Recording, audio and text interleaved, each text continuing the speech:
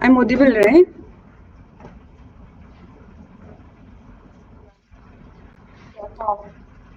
Okay, it's fine if you don't address me as ma'am. I'm just a senior who is trying to help out. So, good evening, everyone. I welcome you all to the guidance session on NORCET. So, I'll start by introducing myself. Okay, so few of you, I think your names are familiar. Maybe you already know me. My name is Miss Margu Kena. I have completed my BSc Nursing from College of Nursing, Nigrim, Shillong. Thereafter, for a period of 1 year, I was working as a nursing tutor at Zion Institute of nursing, which is a nursing college, which is in Nirjuli.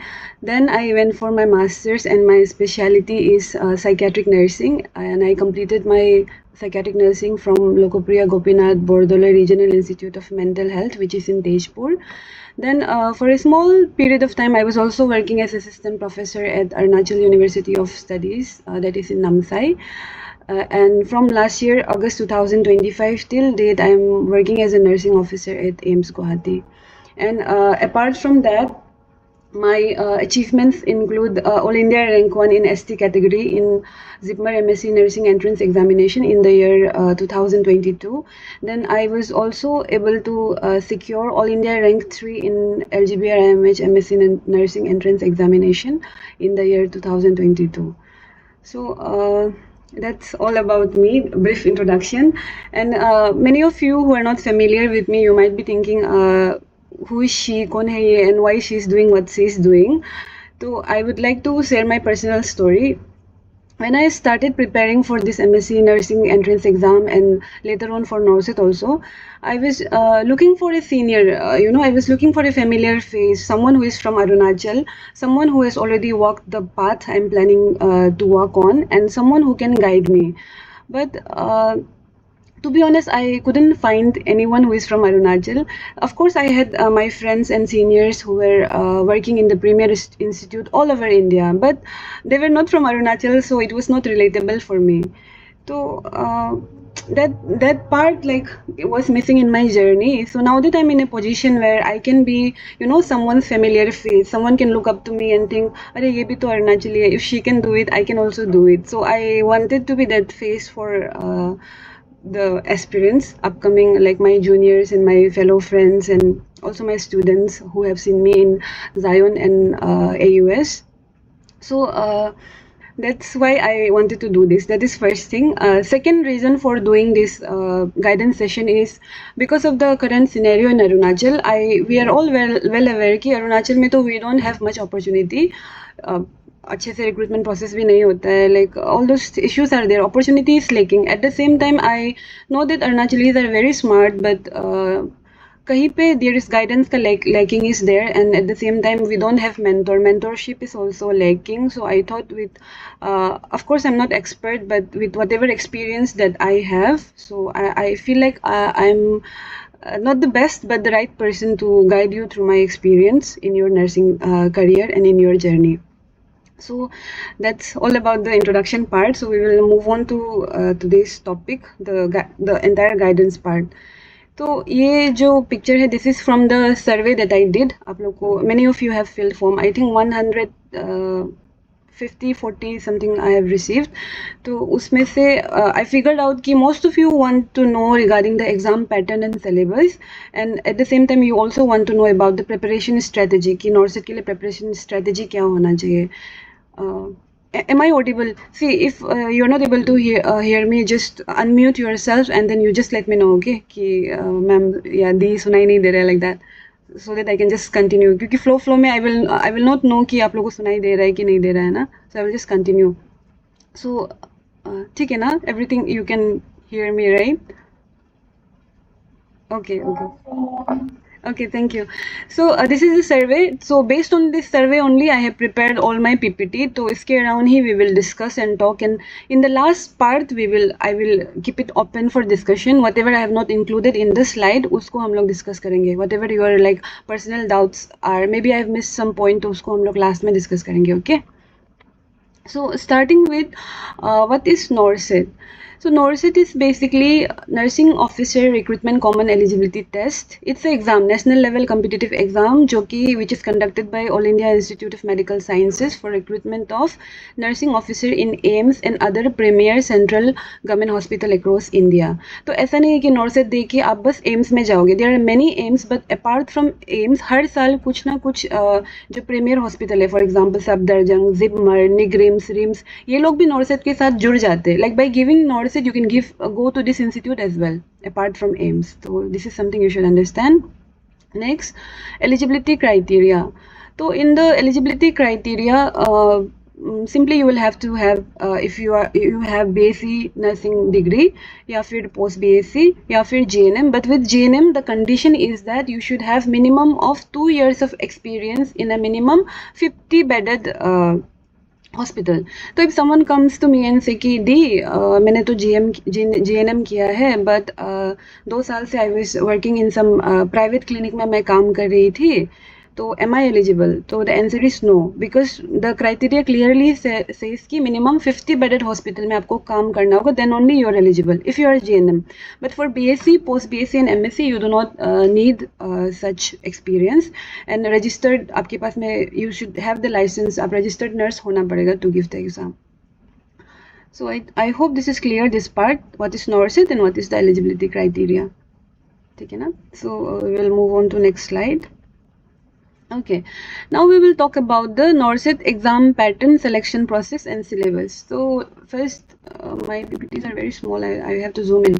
तो सबसे पहला stages, see NORCET के लिए there are 2 stages, okay? Mainly first is stage 1, that is your prelims. Stage 2 is your mains. उसके बाद में based on the mains आपको allocation मिल जाएगा. तो we will come to that. First understand this 2 stages. First is your stage 1 which is also known as prelims. तो prelims में क्या होता है बेसिकली? Prelims is just the qualifying exam. मतलब प्रीलिम्स की बेसिस पे आपका रैंक डिसाइड नहीं होगा. प्रीलिम्स में आपको बस क्वालिफाई करना है so that you can appear for mains, and mains is your final round, जिसमें मेंस में आपका जो भी रैंक होगा based on that you will get the AIIMS, whatever AIIMS you want. तो फर्स्टली प्रीलिम्स में क्या होता है? प्रीलिम्स में बेसिकली 100 क्वेश्चन होगा, and out of which 80 question will be nursing part and 20 will be non nursing part. तो 80 जो क्वेश्चन है वो पूरा नर्सिंग का, जितना from your first year to your final year आप BSc में GNM में जो भी पढ़ते हो वो सबसे जो नर्सिंग पार्ट है that will come in your 80 question. And 20 question में आपका basically English, GK, general aptitude वो सब रहेगा 20 मार्क्स का. And time you will get 90 minutes and negative marking is also there. अगर रॉन्ग करोगे तो 1/3 1 मार्क का 1/3 चला जाएगा. तो फॉर जस्ट इतना ही समझो कि अगर 3 गलती किया तो ऑलमोस्ट आपका 1 मार्क चला जाएगा. And next I think this is understood. Okay, उसके बाद में once you qualify prelims is just qualifying, मैंने जैसा बोला है. तो based on the cut off, let's say for example suppose ST का कट ऑफ हुआ 75, तो समवन हु स्कोर्ड 78 वो भी मेंस दे पाएगा. For example my percentile was, मेरा प्रीलिम्स में 95 परसेंटाइल था, तो I am also qualified. But at the same time जिसने 78 स्कोर किया है she is also qualified to appear for mains. तो उसमें कुछ रैंकिंग वगैरह मैटर नहीं करता, आपको बस जो कट ऑफ है आपका उससे ऊपर स्कोर करना है. तो आई होप इट्स अंडरस्टूड. उसके बाद में वंस आप कट ऑफ से ऊपर आया, स्टेज 1 में आप क्वालिफाई हो गया प्रीलिम्स में, then you will appear for your stage 2 that is also called as mains examination. तो मेंस में क्या होता है basically? There is 160 question, 160 marks का होगा, एंड नॉन नर्सिंग पार्ट इसमें नहीं है. All the questions will be based on your nursing knowledge only, and you will get 180 minutes equivalent to 3 hours. आपको 3 घंटा का एग्जाम होता है, और इसमें भी नेगेटिव मार्किंग होता है. एंड बेस्ड ऑन आपका मेंस का मार्क ही डिटरमाइन करेगा कि आपको कौन सा एम्स मिलेगा. तो based on your ranking in the mains exam उसके हिसाब से आपको एलोकेशन होगा.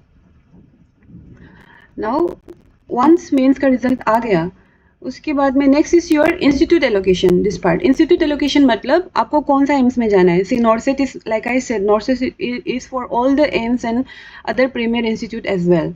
तो आप क्या करोगे उसमें अपना चॉइस फिलअप करोगे, आपको चॉइस मिलेगा। सपोज आपका मेंस में सिलेक्शन हो गया, then you will start filling your choice. For example मुझे घर के पास ही रहना था, तो my first preference was AIIMS Guwahati, तो मैंने एम्स गुवाहाटी को नंबर 1 में दिया।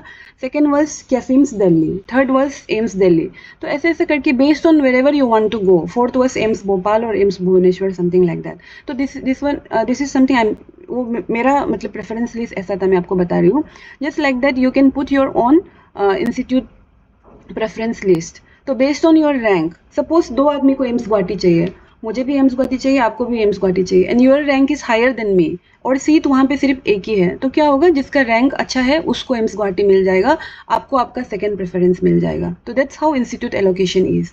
तो इसलिए अगर आपको अपना पसंद वाला एम्स चाहिए, which means you have to have a good rank, जो अपना फर्स्ट प्रेफरेंस में अगर आपको जाना है तो after that, once institute allocation is done, next is your document verification. document verification में basically आपका whatever class 10 का 12 का basic documents जो भी है आपका, अगर आपने BSc किया है तो BSc का, JNM किया है तो JNM का, अगर JNM किया है तो वो एक्सपीरियंस सर्टिफिकेट भी आपको अपलोड करना पड़ेगा। ऑल दोज जो बेसिक हमारा नर्सिंग का डॉक्यूमेंट्स है, रजिस्ट्रेशन सर्टिफिकेट वगैरह वगैरह अपलोड करना पड़ेगा। देन अपलोड के साथ साथ जो इंस्टीट्यूट आपको एलोकेट हुआ है वहाँ जाके एक फाइनल फिजिकल डॉक्यूमेंट वेरिफिकेशन भी होगा।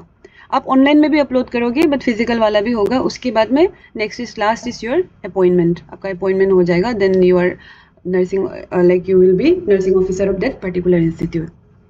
Now talking about the syllabus, syllabus तो देखो मैंने जैसा बोला है, पूरा आपका फर्स्ट ईयर से लेके फाइनल ईयर तक सब कुछ आता है, बट डज दैट मीन सब कुछ आएगा? No, that is wrong approach. तो basically I have divided the syllabus into 2 parts ताकि आपको समझ में आए। मेजर एंड माइनर, क्या होता है ना कि मेजर जो सब्जेक्ट्स है यहाँ से ही मैक्सिमम पोर्शन आता है। फ्रॉम माइनर सब्जेक्ट हार्डली, मेरे टाइम पे तो there was no question from microbiology, एक भी क्वेश्चन नहीं था। रिसर्च से हार्डली किसी कोना में एक क्वेश्चन था। तो based on that I have divided the syllabus into major subjects and minor subjects. My voice is audible, right? Because you guys are not speaking. It's like I'm talking to wall. Okay, okay. So I'll continue. Okay, I'll continue. So I've divided the syllabus into major and minor part. Major part में आपका major subjects nursing foundation, very important, medical surgical nurses, या आजकल तो adult health nursing बोलते हैं. Then there is child health nursing. Then we have obs and gynae. Then we have community health nursing, and then we have psychiatry. तो ये 6 major subject. These are called major subject because they hold the most weightage. Majority of the questions यहाँ से ही आएगा. And minor subjects में you can say your research, nursing administration, pharmacology, nutrition, anatomy, physiology, ये जो छोटा छोटा subjects जो है, this will come in your minor subject. इससे थोड़ा कम ही आता है questions. So this is just for you to understand कि कैसा like what should be your approach. So I hope you are clear till here. Just give me one thumbs up. Okay, so we will move on to next slide. Okay. तो now coming to your favourite question, सबका सबसे favourite question क्या होता है? दी समझ में नहीं आता कि कहाँ से शुरू करेगा, वेयर शुड आई स्टार्ट। यहाँ ये सबका मतलब मेजोरिटी का यही कन्फ्यूज़न होता है कि सिलेबस तो पता है, नॉर्सेट के बारे में भी सुना है, लेकिन शुरू कहाँ से करना है वो समझ में नहीं आता है। तो जिसने भी आज तक मुझे अप्रोच किया, the first thing I tell them is, see मैं एग्जांपल देती हूँ। For example you are going to a battlefield, if you don't know who your opponent is, opponent का क्या स्ट्रेटेजी है, उसको बिना जाने if you go in a battlefield, क्या होगा? यू विल गेट किल्ड, है ना? तो what mistakes people do is, वो लोग क्या करते हैं, they will simply join some coaching, friends से पूछ के तुम क्या कर रहे थे, ठीक है वो ज्वाइन किया है, ठीक है मैं भी कोचिंग ज्वाइन करूँगी। they will join some coaching, buy multiple books, जो सुना है, टारगेट है, ये वो सारा बुक्स you will buy। उसके बाद में ऐसे blindly you go into the coaching में जाते हो, then that my friend is perfect recipe for failure। उससे आप फेल ही होगे। सो प्रिपरेशन अगर आप अच्छे से प्रिपेयर कर लिया तो योर हाफ बैटल तो आप वहीं पे जीत गया। तो which is why I keep on saying कि preparation is very important, so important for NORCET, क्योंकि आपको हार्ड वर्क नहीं करना है। देखो आप पूरा फर्स्ट ईयर से लेके 4th ईयर का सिलेबस को if you are going to study in 3-4 मतलब पूरा पढ़ने जाओगे। कोई पूछते हैं दी पूरा पढ़ना है क्या? पूरा पढ़ने से it's going to take you 2 to 3 years, वो दैट इज़ नॉट पॉसिबल। तो आपको बस हार्ड वर्क नहीं करना है, hard work plus smart work करना है। तो वो कैसा करना है? What should be your approach of where should I start? इस क्वेश्चन का first answer is firstly you have to go to previous year questions, PYQ जो बोलते हैं, वेरी इंपॉर्टेंट. वाई? क्योंकि rather than just joining some random coaching and studying from the books, पहले आप समझो कि वो एग्जाम का डिमांड क्या है, नॉर्सेट आपसे क्या पूछता है. You should understand that first. उसके लिए आपको कैसे पता चलेगा नॉर्सेट आपको क्या पूछता है या इसका डिफिकल्टी लेवल कितना है. हम सबका, and many people are sceptical ना कि हमसे हो पाएगा कि नहीं. I think it's very tough. How do you know it's tough जब कि आपने ट्राई ही नहीं किया. तो हाउ यू विल अंडरस्टैंड कि उसका डिफिकल्टी लेवल कैसा है? By solving your PYQ, previous year question. And बहुत लोग पूछते हैं कि PYQ कहाँ से मिलेगा दी. तो PYQ many of the coaching institute freely वो लोग यूट्यूब में डाल देता है. इफ़ यू टाइप की नॉर्सेट 9 प्रीलिम्स सॉल्व क्वेश्चन पेपर, पूरा आ जाता है, मेमोरी बेस्ड आता है, 80 to 90% करेक्ट ही होता है. तो from YouTube freely you will gate previous year question. उसमें आपको जाना है, फर्स्टली आप बैठो, कॉपी निकलो, सॉल्व करके देखो प्रीलिम्स का क्वेश्चन, नॉर्सेट 9 का या नॉर्सेट 8 का सॉल्व करके देखो. बैठो, आपको कितना आ रहा है. एंड 80% भी आपका रॉन्ग होने से भी doesn't matter. It's just to understand कि एग्जाम का लेवल क्या है, एग्जाम आपसे क्या पूछता है. जस्ट टू अंडरस्टैंड दैट एक बार बैठ के कॉपी निकालो, बैठो और करके देखो, सॉल्व करके देखो. Then at the same time while you are playing that video ना, आप क्या करो कि एक क्वेश्चन आ गया, फॉर एग्जांपल लेबर का क्वेश्चन आया है, तो यू विल नो कि अच्छा ये OBG से पूछा है. फॉर एग्जांपल ECG का क्वेश्चन आ गया, यू विल नो कि अच्छा ये मैथ सर्च से पूछ रहा है. So like that if you solve 2-3 prelims का पेपर ना, नॉर्सेट 8, 9, 10, 3 प्रीलिम्स का किया, 3 मेंस का किया, by the time you have done 3-4 PYQ, आपको समझ में आएगा कि अच्छा ये इंपॉर्टेंट है, यहाँ से बार बार क्वेश्चन आ रहा है. See the question might not repeat but the theme will repeat. For example Burns आते रहता है, fluid and electrolyte balance very important आते रहता है. सो बाय सॉल्विंग PYQ आपका क्या आपको हेल्प मिलेगा कि यू विल नो कि कौन सा थीम बार बार आ रहा है, इंपॉर्टेंट कौन सा है. उससे आपको क्या क्या पता चलेगा PYQ सॉल्व करने से? एक तो एग्जाम का लेवल पता चलेगा, दूसरा क्या पता चलेगा, क्या क्या चीज बार बार एम्स पूछ रहा है. तो उससे it becomes easy for you to identify what is the frequently asked topics, और उसके हिसाब से आप प्रिपेयर करोगे तो देयर इज हायर चांस कि आपका सिलेक्शन होगा, है ना. तो for that the first step before just joining any coaching or opening your book is to do previous year questions. I mean, मैं like I tend to speak a lot, थोड़ा cut short करती हूँ. I think I'm over explaining. Second point is your जब sorry, while you are solving this question paper ना, PYQ जब solve कर रहे हो, you should also list down all the frequently tested topic, जो topic बार बार आ रहा है. ECG वेरी कॉमन, हर साल आता है ECG, shock, burn, CPR very common, fluid and electrolyte imbalance तो फेवरेट है उन लोग का. तो दिस ऐसा करके आपको पूरा डिवाइड कर लेना है कि कौन सा पोर्शन से बार बार क्वेश्चन आ रहा है. वो कैसे पता चलेगा? PYQ करके पता चलेगा. तो there is a thing call 80-20 rule, हम लोग बोलता है ना कि 20% of the topic will give you the 80% of the marks. जैसे मैंने बोला है मेजर सब्जेक्ट, माइनर सब्जेक्ट तो you should not give much time to minor subject. तो ऐसा ही होता है टॉपिक भी. एम्स का अगर आप PYQ करोगे तो आपको समझ में आएगा कि many of the topics and patterns is repeated. तो 20% टॉपिक ही सबसे ज़्यादा इंपॉर्टेंट होता है जिसको आपको करना है, which will give U A good rank. और उसके बाद इफ़ यू हैव टाइम ज़्यादा होगा तो फिर minor subjects and extra topics वगैरह को भी करना. उसके बाद next is your analysing the weightage before opening your books. ओ अच्छा, इसको we will talk in the next slide as well. Basically ये मैंने I think I already explain this. Basically जो मेजर माइनर सब्जेक्ट उसी के regarding I have given here कि major subject में आपको ज़्यादा फोकस करना है rather than giving much time on the minor subject. Next, I hope this is clear. ये हो गया था. Okay, now subject wise strategy क्या होना चाहिए हम लोग का. तो ऐसा पूछते हैं ना, ठीक है दी समझ में तो आ गया कि जो इम्पोर्टेंट सब्जेक्ट है उसको पढ़ना है, लेकिन उसको भी कैसा पढ़ना है, पर्टिकुलर सब्जेक्ट का अप्रोच कैसा होना है. तो for someone who is beginning their journey today I would say कि start with nursing foundation. Why? Because nursing foundation is the base. Nursing foundation. Not able to see the slides. Slides visible नहीं हो रहा है क्या? Please let me know.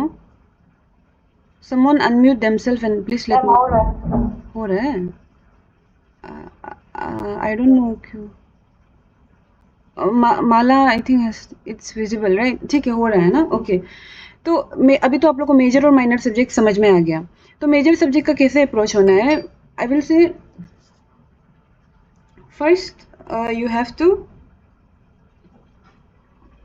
okay, for major subject na, first we will see nursing foundation. Nursing foundation, for someone who is starting today, I will say कि nursing foundation से शुरू करो, because it's the base. It will create the base for your other subject. Foundation her subject में, be it your OBG, pedia or your psychiatry, हर जगह में role of a nurse is there, and role of a nurse is favorite. AIIMS के लिए तो favorite है. Application based question वो लोग बहुत पूछता है कि as a nurse what are you going to do. अगर सपोज एक पेशेंट का सीजर हो रहा है, what is the first nursing intervention that you are going to do. तो वो आपको कैसा पता चलेगा, when you study the nursing process in your nursing foundation. तो इसीलिए nursing foundation is, my voice is not audible, someone is saying. I think your network is not good. बाकी को सुनाई दे रहा है ना मेरा आवाज? Okay, I think for the ones for whom the slides are not visible and जिनको आवाज़ अच्छे से नहीं आ रहा है, I think आपका network is bad, I think. ठीक है, okay, so I'll just continue. Okay, नहीं तो मैं distract हो रही हूँ if I see the chat box ना बार बार, I'm getting distracted. I'll just continue. तो नर्सिंग फाउंडेशन आपका बेस है, वहीं से शुरू करो. Okay, so it will give you the clear concept कि आगे जाके आपको रोल ऑफ ए नर्स में क्या करना है, वो आपको कैसे पता चलेगा, नर्सिंग फाउंडेशन से पता चलेगा.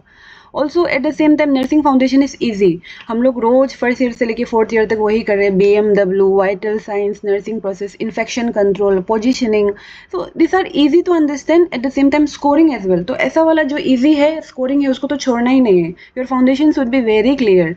तो फाउंडेशन में कुछ टॉपिक जो मुझे इंपॉर्टेंट लगा, आई have given here, but just because I have given here blindly follow मत करो. ट्रेंड चेंज होता है. रिमेंबर दैट नॉर्सेट हर साल कुछ ट्रेंड चेंज होता है. किसी साल साइकेट्री ज़्यादा आएगा, किसी साल फाउंडेशन ज़्यादा आएगा. So the trend changes. I have just taken out जो मुझे, मेरा एनालिसिस से जो मुझे इंपॉर्टेंट लगा, रिपीटेडली आया है, वो सब मैंने यहाँ पे डाला है. So don't follow it blindly. Okay, तो पहले फाउंडेशन करो.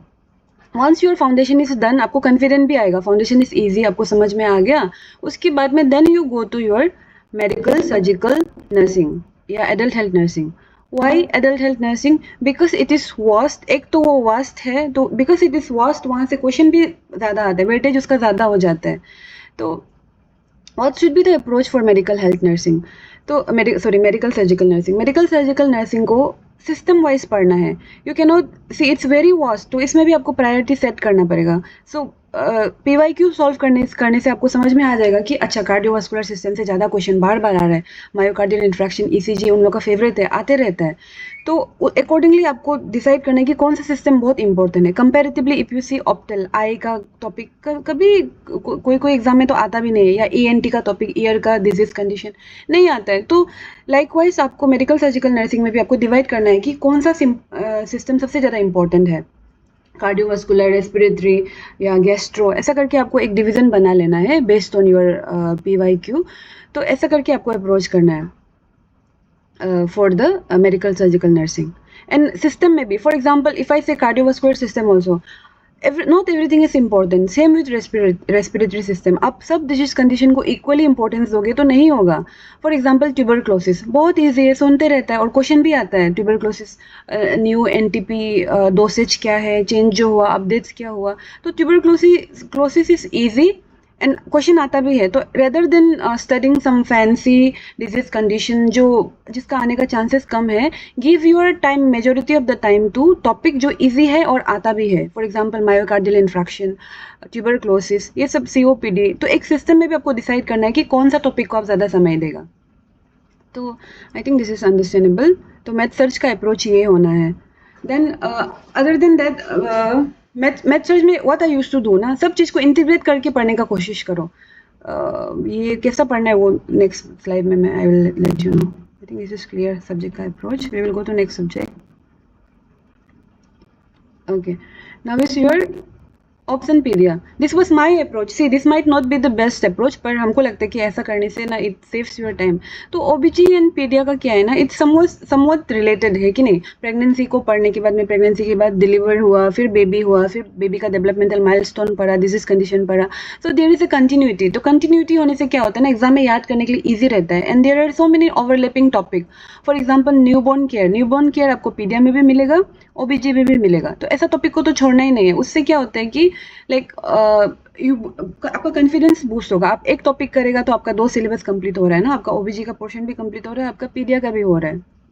तो ओबीजी और पीडिया मैंने कंपाइल करके पढ़ा था कि ओबीजी के साथ ऐसा, ओबीजी के नेक्स्ट में ही मैंने पीडिया पढ़ा था, बिकॉज इट्स रिलेटेबल ना, थोड़ा रिलेटेड है। तो ऐसा करके that was my approach for OBG and pedia. तो यहाँ पे भी basically I have given few important topic जो मुझे लगा कि लाइक रिपीटेडली आता है ना, तो ये देख लेना बाद में। आई will share the slide. That was my approach. Community. Next is your next major subject is your community. Community का approach क्या रहना है? Community में basically you have to understand कि there are 2 parts. Wait, just wait. Community का 2 part है, एक है स्टैटिक, एक है डायनामिक। स्टैटिक मतलब जो फिक्स रहता है। For example your levels of prevention, primary, secondary, tertiary, या आपका डेमोग्राफिक वाइटल स्टैटिस्टिक्स का फॉर्मूला जो हो गया, वो सब, इम्यूनाइजेशन, वो सब फिक्स रहेगा, चेंज नहीं होता है। तो स्टैटिक वाला एक पोर्शन है जिसको आप बुक से कवर कर सकते हो। Then there is dynamic portion. Dynamic मतलब कम्युनिटी जो नया नया हेल्थ स्कीम आता है, ये वो योजना, सो मेनी योजना and all, it will like it keeps updating, है ना। तो उसको आप बुक से पढ़ने से क्या होता है कि बुक्स का आउटडेटेड हो जाता है। तो उसको मैंने basically I have search it from government official website, या यूट्यूब में वो लोग कंपाइल करके बहुत सारा फ्री वीडियोस है, वहाँ से मैंने पढ़ा ये स्कीम एंड ऑल ना। तो इसको भी आप पीवाईक्यू करने से पता चल जाएगा कि नॉट एवरीथिंग इज इंपॉर्टेंट। वो आपको ही figure out, that is your homework. Okay, PYQ करो और पता करो कि कौन सा इंपॉर्टेंट है, किसको पढ़ना है, किसको नहीं पढ़ना है। तो वो फैक्टर बहुत इंपॉर्टेंट है, डिसाइड कर पाना कि किस में ज़्यादा टाइम देना है, किस में कम देना है। Next is your psychiatric nursing. See, psychiatric nursing का I will make another video because my specialty is psychiatric nursing. Psychiatric nursing मैंने ज़्यादा पढ़ाई नहीं किया because freshly I completed my masters in psychiatric nursing only, so for me it was easy only. But for a fresher जो अभी शुरू कर रहे हैं, उसके लिए these are some of the key topics. Therapeutic communication ना very important, आते रहता है। Defense mechanism, every year 1 or 2 questions with examples आना ही आना है। Then some of the psychiatric drugs like clozapine, lithium, ECT, very common themes जो repeatedly आता है। तो ऐसा portions को नहीं छोड़ना है जो बार बार आ रहा है ना। And psychiatry is the unlike medical surgical nursing जो बहुत vast है, but your psychiatry is very small ना, छोटा सा subject है, इसको ज़रा time भी नहीं देना है, जल्दी खत्म करना है। And scoring also easy है, scoring है, ऐसा वाला को नहीं छोड़ना है। ओके, तो आई होप मेजर सब्जेक्ट्स का समझ में आ गया। Now moving on to minor subjects.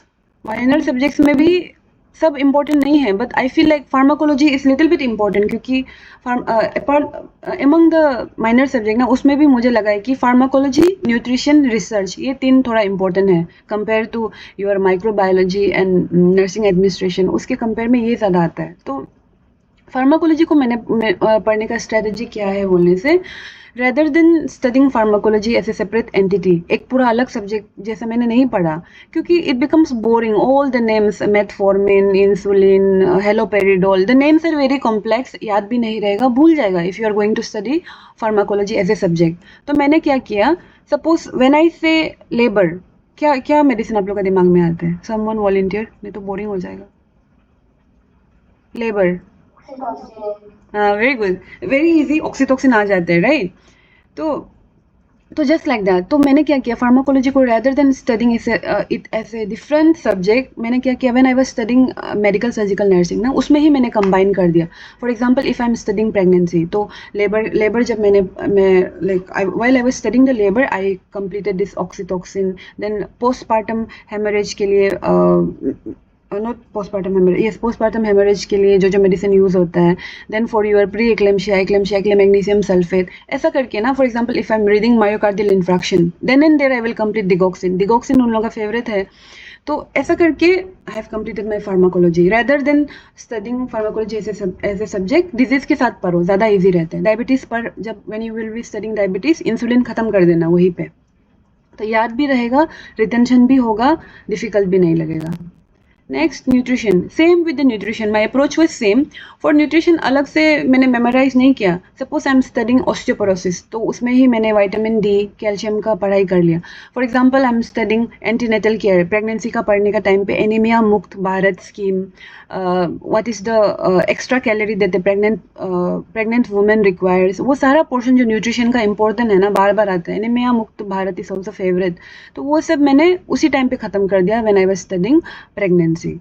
तो फॉर एग्जांपल ये प्रोटीन, पीएम, क्वासिकर मरासमस, ये सब पढ़ने के टाइम पे प्रोटीन रिक्वायरमेंट वो सारा उसी टाइम पे मैंने पढ़ लिया। तो this should be your approach, try to integrate everything. ऐसा सब्जेक्ट को ये पढ़ने के बाद, ये खत्म होने के बाद इसमें जाएगा, ऐसा नहीं। Try to integrate everything, bring it into a system. जितना छोटा कर पाओगे उतना करो, so it becomes easy. Exam के समय में ना ज़्यादा रिटेंशन होगा, आपको ज़्यादा याद आएगा। नहीं तो नर्सिंग का topic subjects is very vast, सब पढ़ने जाएगा तो कहीं पे खो जाएगा, पॉसिबल ही नहीं है पूरा कंप्लीट करना। So I hope it's clear यहाँ तक। Give me a thumbs up so that we can move next. ठीक है, चलो, इफ इट्स अंडरस्टूड देन हम लोग नेक्स्ट में जाते हैं। Now that was briefly about the approach. अभी हम लोग देखेंगे कि what is the extra tip that makes the biggest difference exam में। ठीक है, तो वो तो हो गया बेसिक, कैसे कैसे करना है, क्या क्या करना है। नाउ एक्स्ट्रा टिप के बारे में बात करते हैं। First is your flow chart and 1 page note. तो बहुत सारा टॉपिक होता है ना नर्सिंग में। फॉर एग्जांपल कंट्रासेप्शन इजी है, see copper T, condoms, this and that, बहुत सारा उसका डिवीजन है ना, तो इजी है लेकिन जल्दी भूल भी जाता है। सो ऐसा टॉपिक को क्या करना है, if it's possible make a flow chart. एक ही पेज में कोशिश करो कि कंपाइल करो। मेरा एक बहुत कंट्रासेप्शन मेथड का मेरा बहुत अच्छा एक फ्लो चार्ट था। Same with this cranial nerves, defence mechanism का प्रॉपरली मैंने एग्जांपल बना के छोटा छोटा वो फ्लो चार्ट बना दिया था। But unfortunately I don't have my notes with me right now. Guwahati में, घर में नाहरलगन में होगा। Someday if I get time I will show you like how my notes are like. तो ऐसा करके करो, सो दैट वो क्या होता है ना, एग्जाम में रिविजन में बहुत मदद करता है, लास्ट मोमेंट में देखने के लिए, फ्लिप करके देखने के लिए। एंड सब चीज़ एक ही पेज में होने से आपका दिमाग को भी रिकॉल करने के लिए भी बहुत ईजी हो जाता है। तो while making notes ना, rather than making लंबा चौड़ा notes, try to compile it ऐसा फ्लो चार्ट, ड्राइंग, ये सब बना के उसको कंपाइल करने का कोशिश करो। That is one extra tip from my side. Next is formula and value notebook. इसके बारे में आई will share you one story. Prelims में मेरा, when I was giving my exam नॉर्सेट 8 में, प्रीलिम्स में एक क्वेश्चन आया था, बर्न का आया था कि इमरजेंसी में एक पेशेंट आया, इतना परसेंट 40% बर्न हो गया है, उसका फ्लूइड कितना देना है, कैलकुलेट द फ्लूइड। तो ऐसा नहीं कि बर्न मैंने पढ़ा हुआ नहीं था, I already studied completed it, but the problem was मैंने रिवाइज नहीं किया। एक तो मेरा दिल में पूरा एग्जाम में the whole time I was like, एक बार आज सुबह अगर पार्कलैंड फार्मूला, जो बर्न्स का फार्मूला को देखने से आज हम ये क्वेश्चन कर पाना था। तो वो रिग्रेट ना मेरा पास में आज तक भी आए, लाइक दैट इज हॉरिबल। उसको हम सोचते रहते कि एक बार वो पार्कलैंड फार्मूला देखने से वो क्वेश्चन को हम कर सकना था। तो उससे मैंने क्या एनालिसिस किया है कि व्हाइल यू आर प्रिपेयरिंग ना, आप अभी जब पढ़ना शुरू करोगे नेक्स्ट नॉर्सेट के लिए, तो जितना भी जो फार्मूला होता है, बहुत सारा फार्मूला मिलेगा आपको, पार्कलैंड फार्मूला, देन एबीजी का वैल्यू, ड्रग कैलकुलेशन का फार्मूला, ऐसा छोटा छोटा formula starting from your foundation her subject में मिलेगा। तो एक छोटा सा फार्मूला नोटबुक बना दो, वहाँ पे सब कुछ लिख के जाओ, जिसको आप एग्जाम से पहले, जैसे कि कल एग्जाम है ना, कल सुबह एग्जाम है, तो आज रात एक बार गो थ्रू करना है, सो दैट कल अगर वो आएगा तो you will be able to do it, recall कर पाएगा। तो this is something I learn from my mistake and you all should learn from my mistake. तो वो दिन अगर ये फॉर्मूला देख के जाने से गलती नहीं होना था। एंड फॉर्मूला ऐसा होता है ना कि I did not make any formula notebook, तो मेरा तो अलग अलग हर फॉर्मूला, एक फाउंडेशन का दूसरा कॉपी है, इसका वो कॉपी, तो कहाँ ढूंढते रहेगा ना। तो उसका एक छोटा सा नोटबुक बनाने से it becomes very easy. Third is your revision cycle. Revision is very important. Okay, मेरे पास तो I didn't have much time for revision, तो I didn't do. But since if you guys are starting, तो revision बहुत ज़रूरी है, because revise नहीं करने से there's no use. Burn मैंने बहुत अच्छे से पढ़ा था, but just because revision नहीं था, एग्जाम में नहीं कर पाया क्वेश्चन, तो it comes down to nothing अगर आप रिवाइज नहीं कर पाया तो रिवीजन के लिए फर्स्ट रिवीजन, फिर उसको और छोटा करो, लास्ट में फाइनल में इफ़ यू हैव टाइम ना, छोटा सा एक नोटबुक बनाओ जिसमें एकदम की पॉइंट्स जिसको आप भूलते हैं या एकदम ज़रूरी लगता लगता है उसका नोटबुक बनाओ, but honestly I didn't have that much time, तो मैंने तो ये नहीं किया था, but you should do, okay, अगर आपके पास टाइम है तो अभी। Next is study plus MCQ together. तो ये भी बहुत लोगों का क्वेश्चन होता है कि दी कैसे करेगा ना, पहले पढ़ाई कॉन्सेप्ट को क्लियर करके फिर एमसीक्यू करने से सही रहेगा क्या? The answer is big no, नहीं ऐसा नहीं करना है। उससे क्या होता है, लाइक कॉन्सेप्ट को जब आप पढ़ोगे ना, आपको लगेगा कि ओ ये तो हमको समझ में आ गया, but when you do MCQ आपको समझ में आएगा कि एमसीक्यू पूरा घुमा के देता है ना, तो आपका एनालिटिकल पावर, जो critical thinking that we say, it will only increase once you start practising MCQ. And exam में तो आपको इट्स नॉट सब्जेक्टिव, राइट? आपको नॉर्थ में इट्स ऑब्जेक्टिव एग्जाम, आपको तो एमसीक्यू ही करना है, तो प्रैक्टिस जितना रहेगा उतना यू बिकम मोर एफिशिएंट। तो ऐसा मत करो कि पहले पूरा कवर करेगा फिर जाएगा। एक टॉपिक पढ़ा है, देन एंड देयर उसका जितना भी एमसीक्यू आपसे हो पा रहा है, 10 15 20 जो भी, like as per your capacity and your timing कर लेना। देन एंड देयर 2-3 उसका क्वेश्चन प्रैक्टिस करके ही आगे नेक्स्ट टॉपिक में जाओ, so that to make sure कि you have understood the concept. और एमसीक्यू सॉल्व करने से ही पता चलेगा कि अरे इसको तो हम लगा था कि समझ में आया, पर समझ में नहीं आया, शायद क्वेश्चन तो नहीं सॉल्व कर पा रहे। Then you will go back and study again, तो उससे आपका कॉन्सेप्ट बिल्डिंग जो बहुत और स्ट्रॉन्ग हो जाता है। दैट इज वन टिप मेरे साइड से। Then another very important suggestion from my side would be don't lose easy mark. मतलब क्या होता है ना, वी फोकस, हम लोग एग्जाम के समय में पैनिक हो जाते हैं। फ्रेंड्स को कॉल करेगा, पूछेगा तुम इसको पढ़ लिया क्या, तुम उसको पढ़ लिया क्या, देन पैनिक हो जाता है, अरे ये तो हम पढ़ा ही नहीं। Then you will go and jump here, specially जब एग्जाम सामने हो जाते हैं ना, we get very anxious and we will jump from here and there. तो ऐसा नहीं करना है। See some of, and in doing so, while we are focusing on these difficult topics and difficult subjects which will take 2 hours to understand, for example थोड़ा fancy वाला एक disease condition, for example DIC disseminated, क्या था अभी हमको पूरा भी याद नहीं आ रहा, ऐसे fancy topic को आप पढ़ने से it will take time also and there's a high chance कि वो आएगा भी नहीं, तो फिर आपका तो टाइम वेस्ट हो रहा है ना। तो rather then focusing on this fancy topic and fancy subject, क्या करना है आपको, जो इजी है, कॉन्ट्रासेप्शन वेरी इजी, लेकिन आते रहते हैं, सहेली, कॉपर्टी वगैरह, वेरी इजी, याद भी होता है लेकिन जल्दी भूल भी जाएगा। तो ऐसा टॉपिक को, इम्यूनाइजेशन आएगा ही आएगा, तो उसको क्या फ़ायदा ना, if you know a very fancy topic, लेकिन आपको पता नहीं कि कैथेटर एंड यूरिन बैग को कौन सा डस्टबिन में डिस्पोज करना है। तो दिस इज बेसिक। तो क्या होता है ना, एग्जाम में when you go, people will come prepared, उन लोगों को तो बेसिक पूरा क्लियर होता है, specially the people who are from outside, उन लोगों का ना द मेमोराइजिंग कैपेसिटी बहुत ज़्यादा है, तो उन लोगों का ये सब क्लियर होता है। तो बेसिक उन लोगों को पता होगा, एंड आपको बेसिक क्वेश्चन ही नहीं आ रहा है, फिर देयर इज़ नो यूज़ ना, कंपटीशन बेसिक क्वेश्चन में ही ज़्यादा होता है। तो वही मेरा सजेशन है कि rather than focusing on fancy things, जो ईजी है, आता है, ऐसा वाला मैं अपना फोकस को रखूँ। Last is your mistake notebook. इसके लिए भी मेरे पास तो टाइम नहीं था, but people do it, my friends have done it, many of them, जिसका रैंक अच्छा है, good rank holders, they have done it. Just 1 second.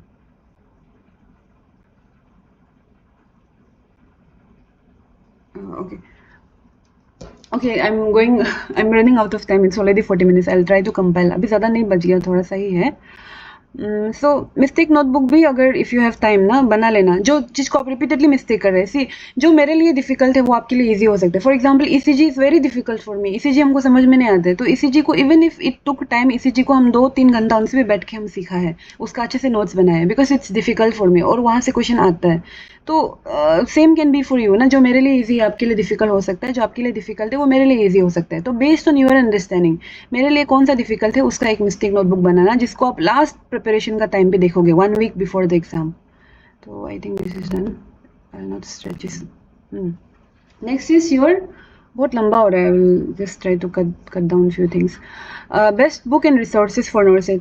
तो बुक के बारे में ना, for someone who is starting now, I would say mission परिचारिका is best अभी के लिए, एज अभी का सिनेरियो में।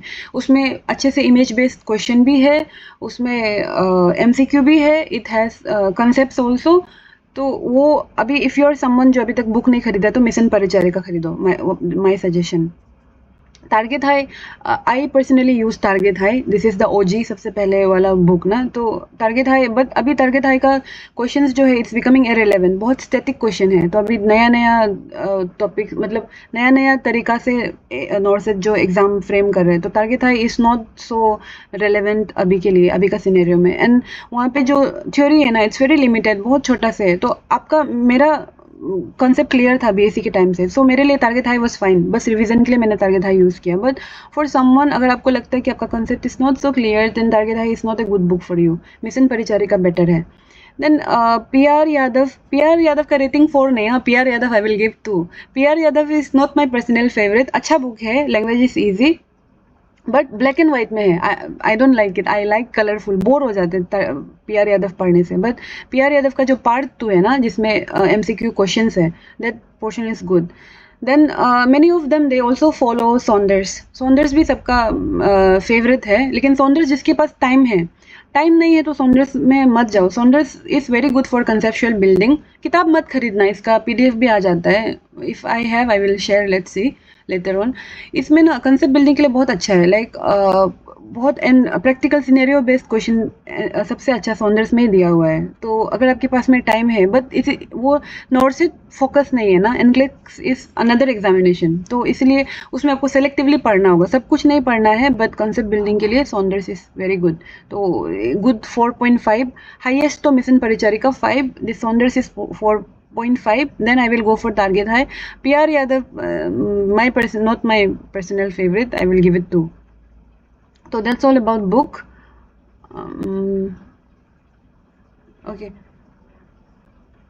Okay, next is coaching ज़रूरी है क्या? Many of you ask me, तो see coaching is not compulsory, हाँ many of you, I have not done coaching, मैंने भी क्लियर किया है ना, so many of my friends have not done coaching, self study किया है, विच is why I am saying कि प्लानिंग इंपॉर्टेंट है, आपको समझना है कि एग्जाम क्या पूछेगा, कैसा पढ़ना है, then I think coaching important नहीं है इतना।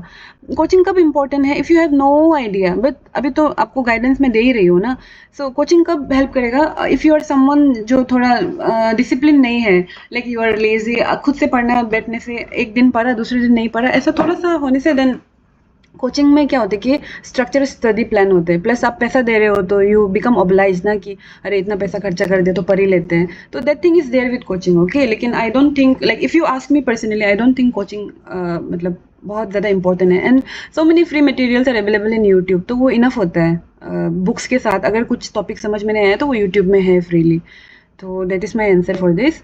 Next is negative marking, see negative marking is another very important thing, I will just give one example, okay? I'm running out of time. Negative marking क्यों matter करता है, से यहाँ पे देखो, 1 person हैज स्कोर्ड 105, दोनों ही पढ़ाई में ऑलमोस्ट सेम है, एंड दोनों का प्रिपरेशन भी सेम है, साथ में पढ़ाई किया, से दे आर बेस्ट फ्रेंड्स, साथ में पढ़ाई किया, साथ में कोचिंग किया, दोनों का ही स्ट्रेटेजी सेम ही था, बट पर्सन ए जो नंबर 1 है उसने करेक्ट आंसर किया 105 करेक्ट किया, एंड रॉन्ग कितना किया 15, वेयरएज जो पर्सन बी है उसने भी 108 करेक्ट किया, more than person A, but उसने कितना तुक्का मारा, बहुत ज़्यादा रॉन्ग किया, 27 रॉन्ग किया, which is why negative marking है ना, फाइनल स्कोरिंग एक का हो गया 90 and she got selected, whereas the person B did not get selected because her mark is 81, तो वेरएज पर्सन बी एक्चुअली ज़्यादा स्कोर किया है ना पर्सन 1 से, सो ज़्यादा स्कोर करना मैटर नहीं करता जितना ये मैटर करता है कि आपको कम नेगेटिव मार्क करना है, ठीक है, तो कैसा करके अप्रोच करना है, सी इवन मी पर्सनली, हम बहुत लालची हो जाते हैं when I am in the zone ना, एग्जाम के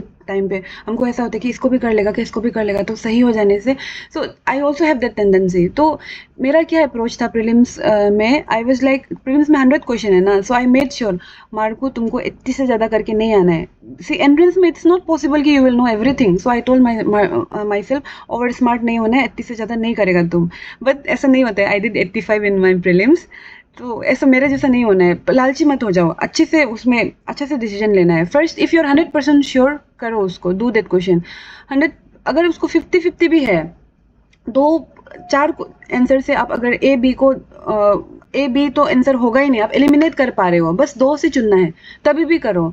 एंड देयर आर क्वेश्चंस जिसको आपको बिल्कुल भी आइडिया नहीं है, रैंडम, जिंदगी में नहीं सुना, ऐसा क्वेश्चन भी आता है। ऐसा होने से उसको स्किप ही करना है, उसको तुक्का नहीं, मेरा जैसा और स्मार्ट नहीं होना है, तुक्का नहीं करना है उसको, तो it will go negative only. तो एग्जाम्पल एक देगा, there was a question during my time prelims में, क्वेश्चन था कि world deworming day, very easy question, what is world deworming day, option में लिखा था February 10, March 10, April 10, May 10, ऐसा करके।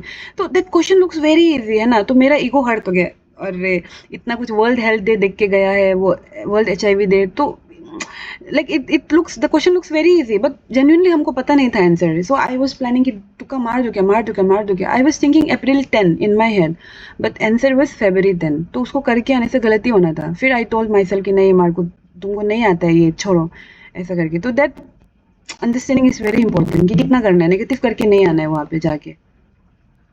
तो this is done, I am running out of time, तो मैं थोड़ा जल्दी जल्दी कर रही हूँ। नेक्स्ट इज रिवीजन इंपॉर्टेंट है क्या, this one I think I have already explained well कि रिवीजन करना जरूरी है। अनदर सबका favourite question is the cut off कितना होता है। सी कट ऑफ चेंजेस, ओके, हम लोग अरुणाचल प्रदेश तो ऑल पूरा ST स्टेट है ना, तो ST के लिए कट ऑफ ही देखो, मैंने दे दिया है। नॉर्सेट 7 में 80% था, परसेंटाइल था, नॉट परसेंटेज, परसेंटाइल, हाँ। नॉर्सेट 8 में 73 परसेंटाइल, नॉर्सेट 9 में 66, नॉर्सेट अभी का जो रिसेंट में 74।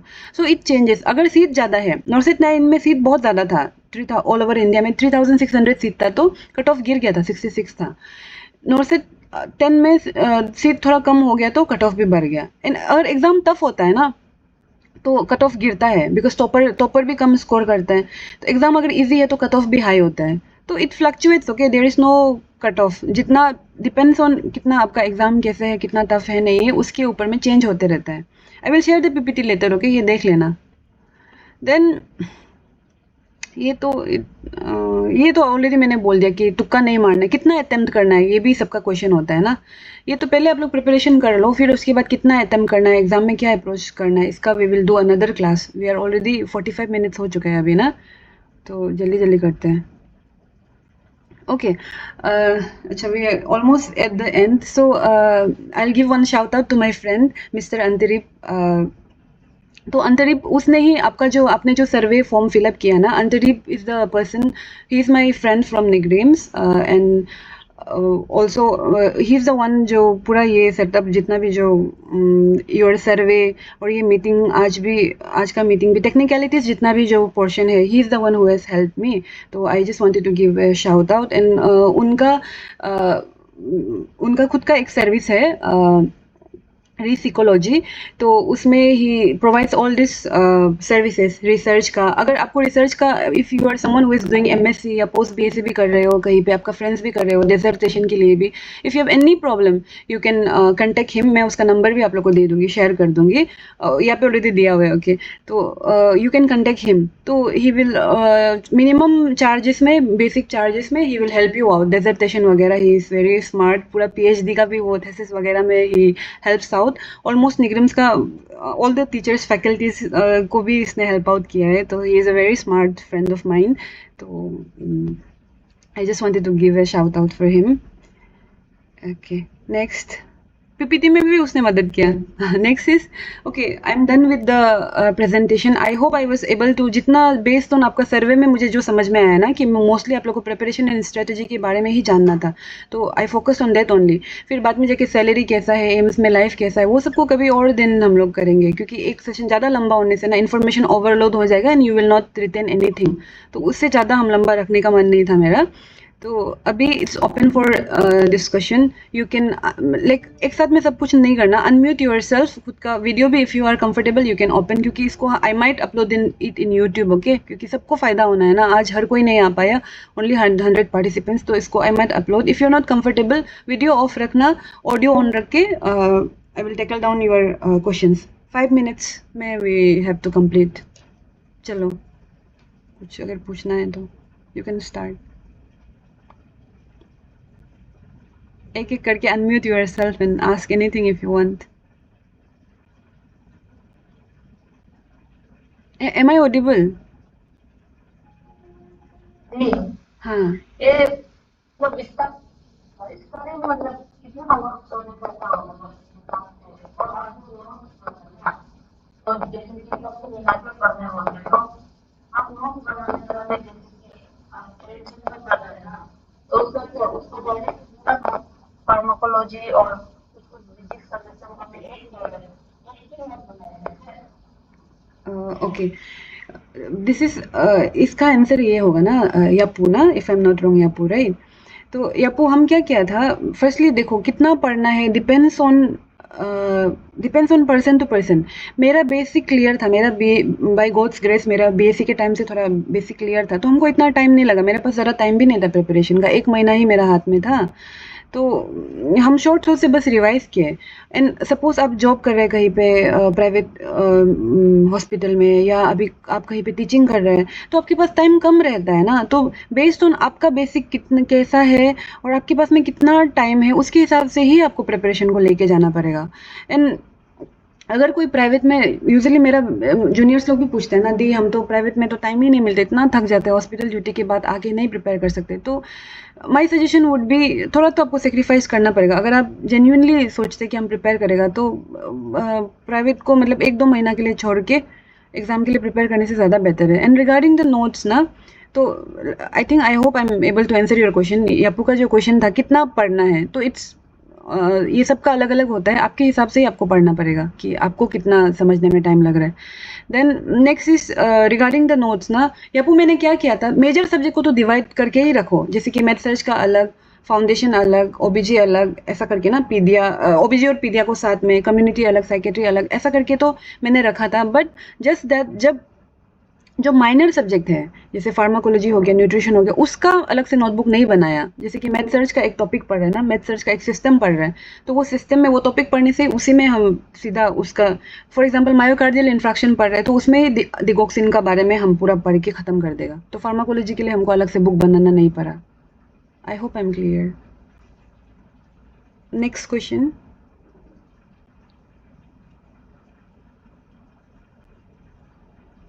प्लीज बी कंफर्टेबल, आप लोग के लिए किया है ना, so you should be comfortable. Big questions. हाँ। Then like how many colleges will buy for first stage in BSc?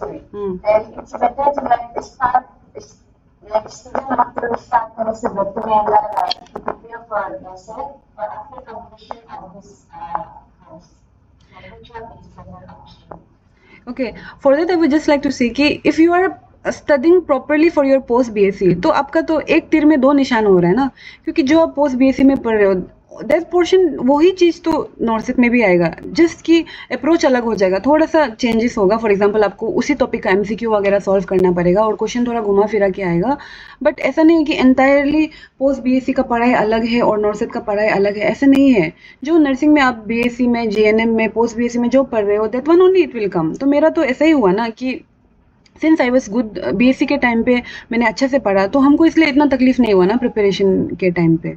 तो अगर आप पोस्ट बीएससी भी अच्छे से पढ़ेगा या बीएससी भी अच्छे से पढ़ेगा, तो ऑब्वियसली उसका हेल्प मिलेगा आपको प्रिपरेशन में। ऐसा नहीं होगा कि ये क्या है, कभी नहीं सुना था, तो आपके लिए बस वो रिवीजन जैसा होगा। फॉर मी पर्सनली ऐसा ही था, क्योंकि I didn't had much time, मेरा हाथ में बस जॉब छोड़ के I was working as assistant professor in Arunachal university of study Namsai. तो मार्च में मैंने रेजिग्नेशन दिया था, उसके बाद अप्रैल 12 तारीख को एग्ज़ाम था, मार्च 12 तारीख को हम वहाँ से रेजिग्नेशन दे के नाहरलगन आया। उसके बाद मेरे हाथ में सिर्फ 1 मंथ था, तो because my basic was clear, उसने उसके लिए लाइक प्रिपरेशन में कम टाइम लगा।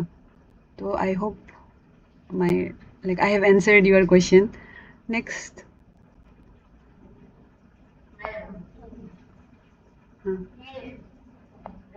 हाँ, यस यस, रोशनी, हाँ बोलो।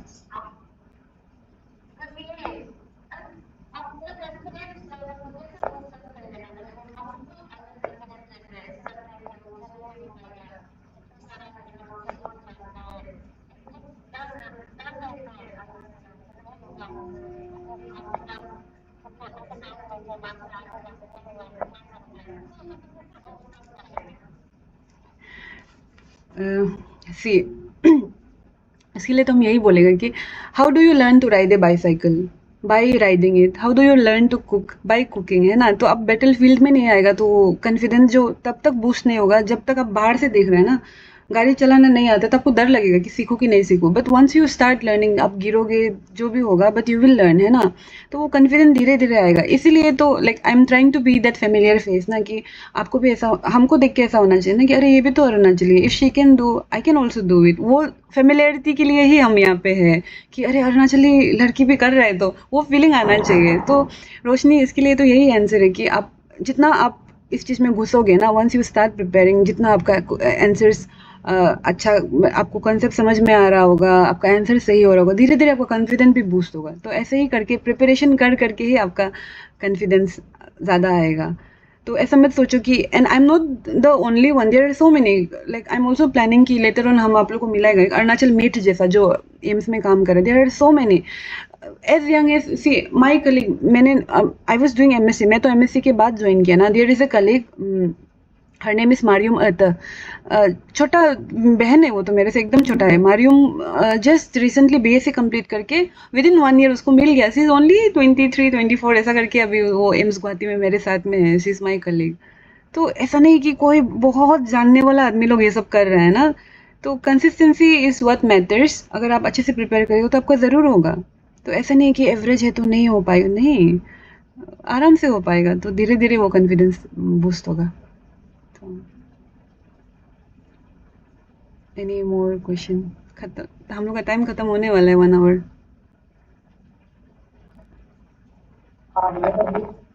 हाय हाय। Yes, hello. हाँ हाँ मुमलक, I am able to hear you. Just, hello, how are you? Just wanted to ask if having a master's degree is, hello, can you hear me? Yes yes मुमलक। Okay. So just wanted to ask if having a master's degree gives any like percentage of upper hand as compared to other candidates who enter this here with just a bachelor's degree. Yes, I think it does, because see, for me, I only had the luck factor, I would say. I had some luck factor as well. मेरे पास में I only had 1 month, but how I got lucky is that mains के time पे NORCET 8 में बहुत सारा questions came from the entire 1 section came from psychiatry. तो उसमें मेरा फ़ायदा हो गया। Almost 31-32 question was from psychiatry. तो because I have done my masters in psychiatry, तो मेरा बहुत हेल्प हो गया। तो just like that in some year कभी कभी क्या होता है कि ओबीजी से बहुत सारा क्वेश्चन आ जाता है। तो if you are someone who has done your masters in OBG, तो ज़रूर आपको अपर हैंड मिलेगा।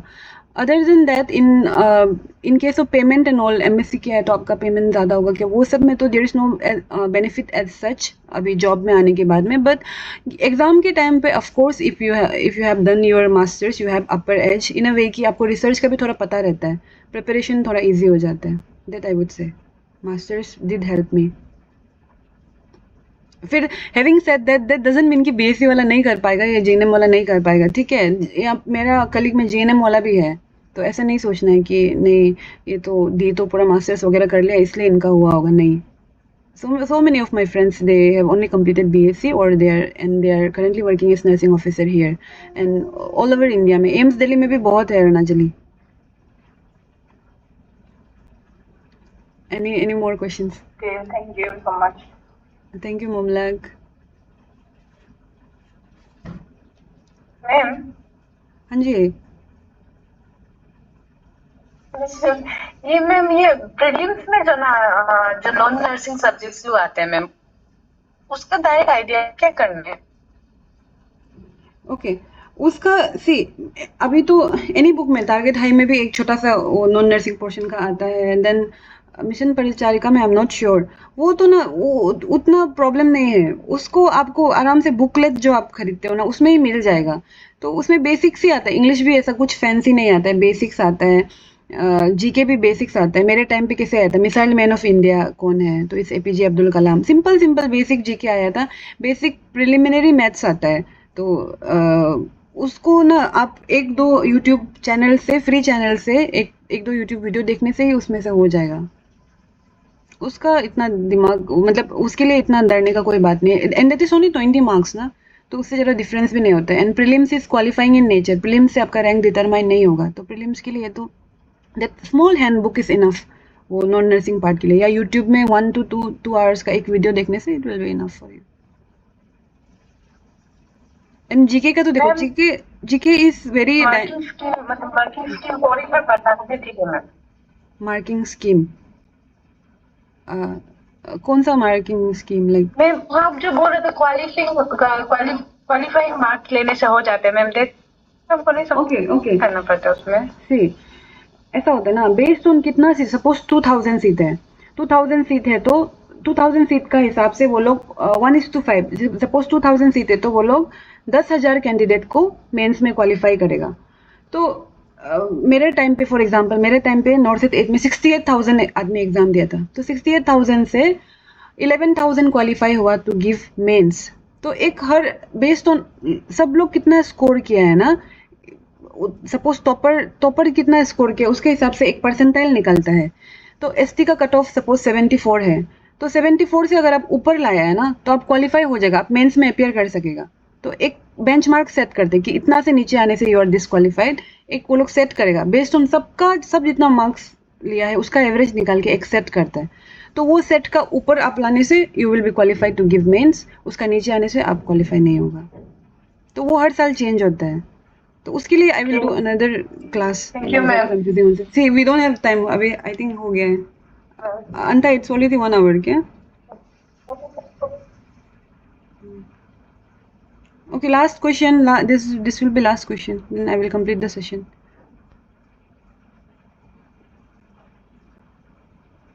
Anybody wants to ask anything last? Hello, good evening ma'am. हाँ, good evening.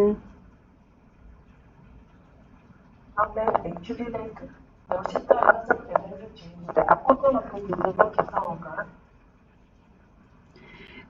सी पैटर्न्स चेंज होता है बट द थीम रिमेन्स। मेरा जो for example नॉर्सेट 10 में बहुत सारा पहले नॉर्सेट 8 में for example let's say psychiatry ज़्यादा आया, नॉर्सेट 9 में डेसेट की ओबीजी ज़्यादा आया, अभी नॉर्सेट 10 में दे आर सेइंग कि मेथ सर्च ज़्यादा हो गया।